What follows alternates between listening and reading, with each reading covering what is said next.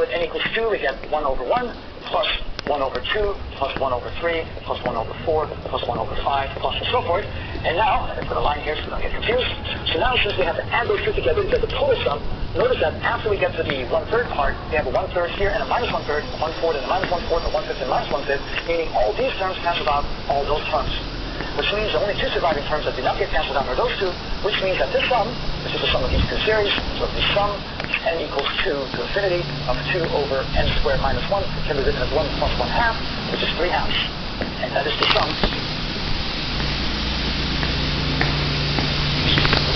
of this sum, infinite sum. And you can see, as expected, it did converge. And that's one technique that you can use to solve an infinite sum like that. How's that?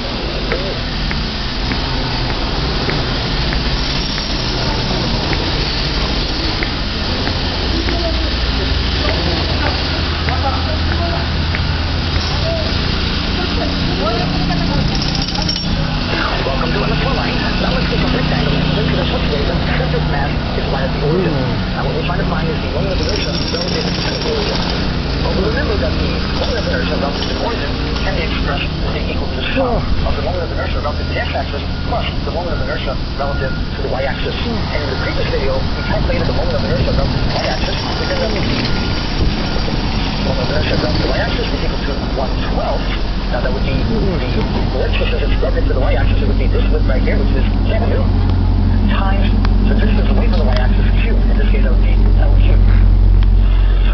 Now, if we're going to do the same thing for the x-axis, all we have to do is just interchange the variables, because now we're doing it relative in this direction. So we can then say that I, moment of inertia relative to the x-axis, is equal to 12. Instead of W L cubed, it will be W cubed L, because the distance away from the x-axis is in terms of the width, or the distance away from the y-axis is in terms of the length.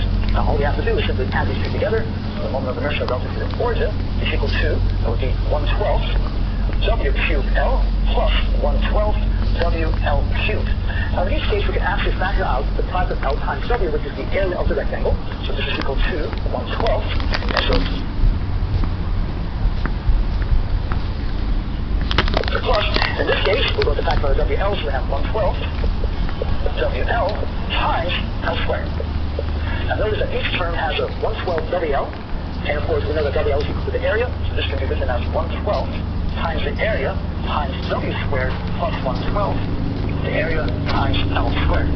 And then when we factor that out and write it together, we can say this is equal to 1/12, the area times the product of W squared plus L squared.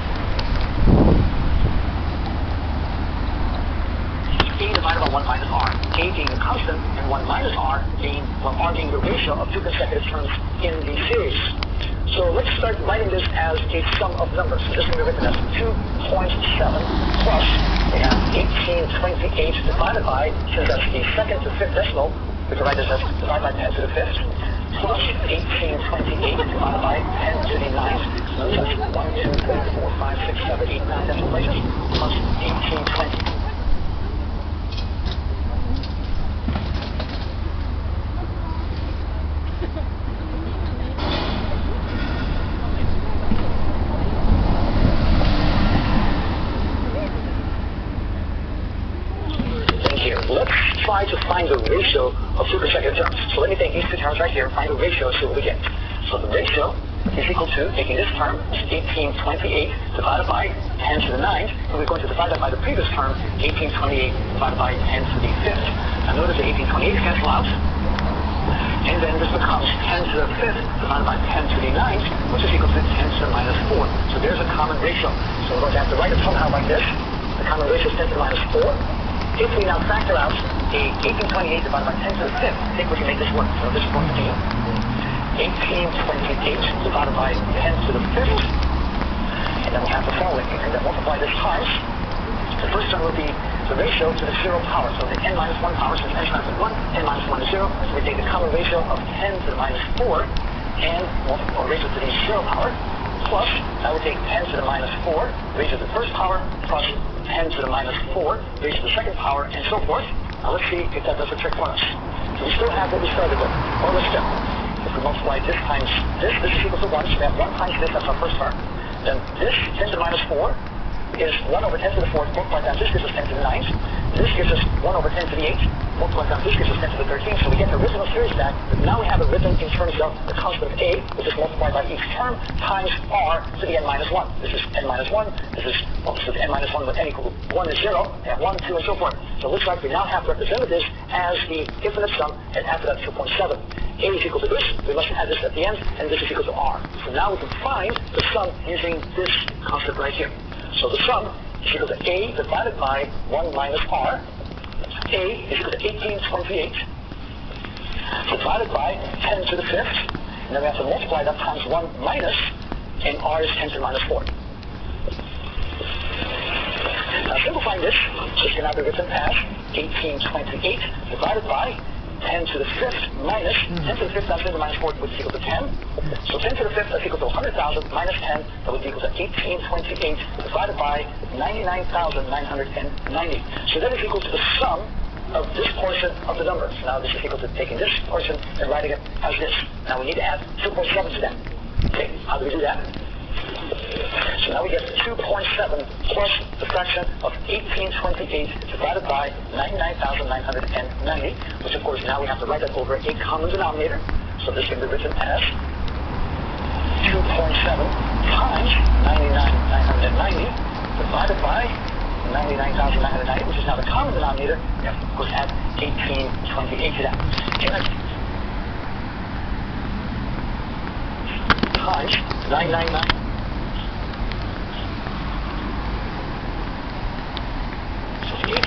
So we end up with, this is equal to 271,801 divided by 99,990. Now just to make sure, let's see if this is divisible by 3. I add 2 plus 7 is 9. 8 plus 1 is 9. I have 1 there, so it's not divisible by 3. You probably just want to leave it in this format. This is the fraction form of the number 2.718281828 and so forth. Again, we use the geometric series concept. We separate 2.7 from the rest of the number.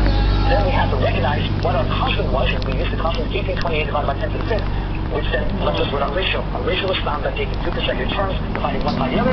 We have 10 to the minus 4, so this became a common ratio, multiplied by the constant a, and we had it in the form of a geometric series. And the rest of it, just make sure we did this correctly. Let's divide one by the other to see that I get the correct number. So 271,801 divided by 99,990 equals, and I get 2.718281828. That's as far as my calculator goes. So it looks like we did it correctly. So let's just check your answers. That's all.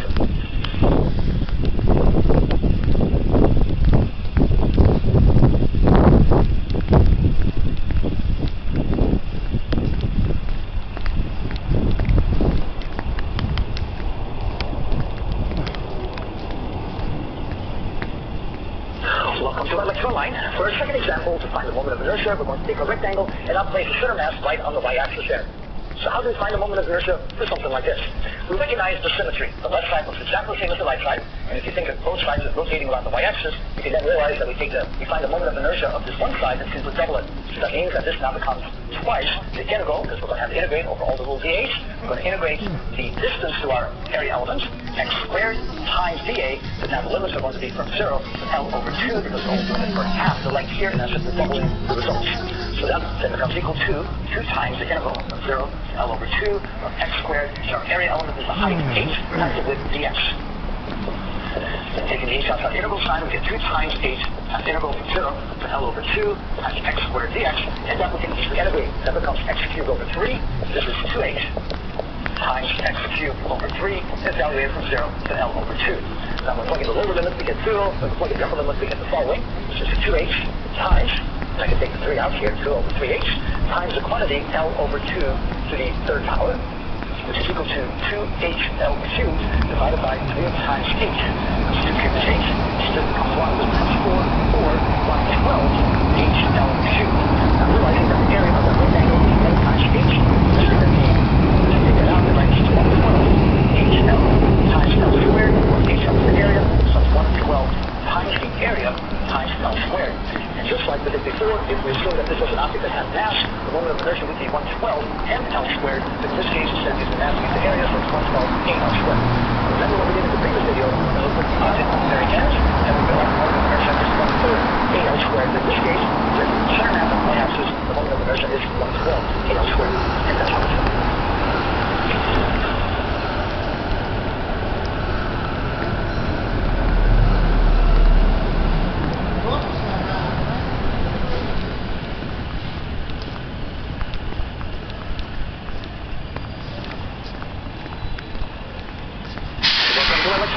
Now let's see how we test the geometric series. Remember, the general form of the geometric series is the infinite sum from n equals 1 to infinity of some constant a times r raised to the n minus 1.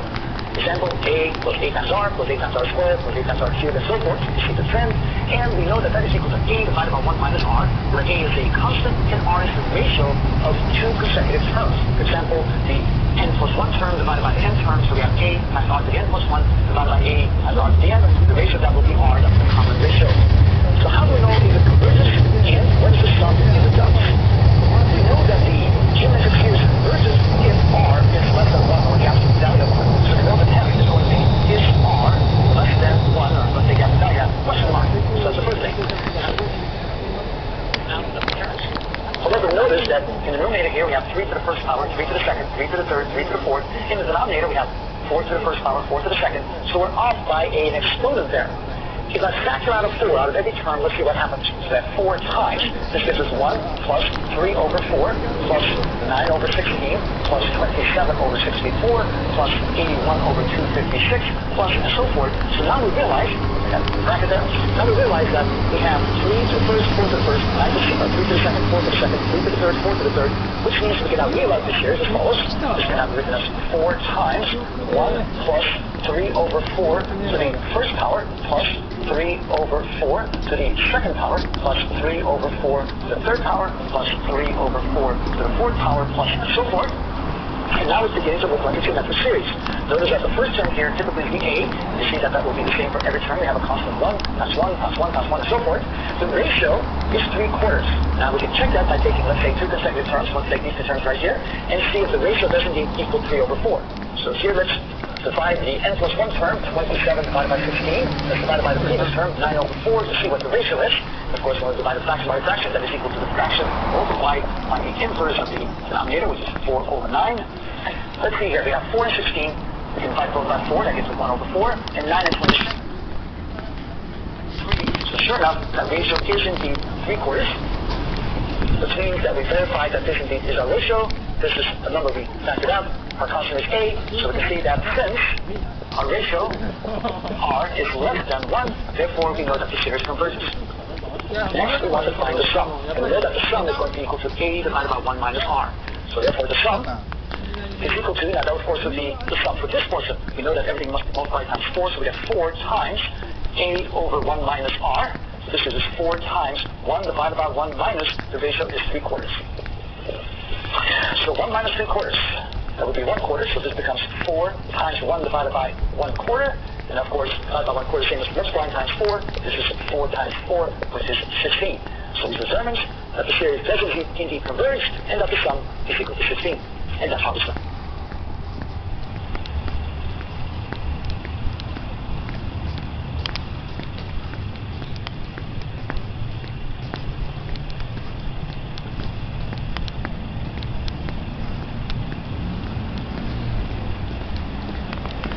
Welcome to our lecture online.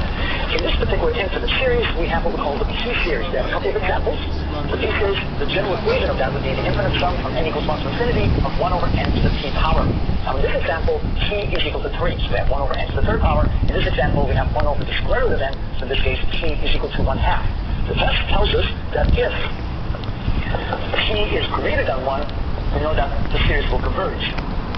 So that satisfies that condition, and therefore the first example must converge. But the second example, here we can see that t is less than 1, and therefore we can conclude that the series diverges. It seems kind of odd in a way when you use your intuition. Sometimes your intuition will get you into trouble, that even though the denominator continues to grow, because the square root of a growing number will still grow, but it doesn't grow fast enough, and therefore the series does not converge. The way to know for sure is to check to see the value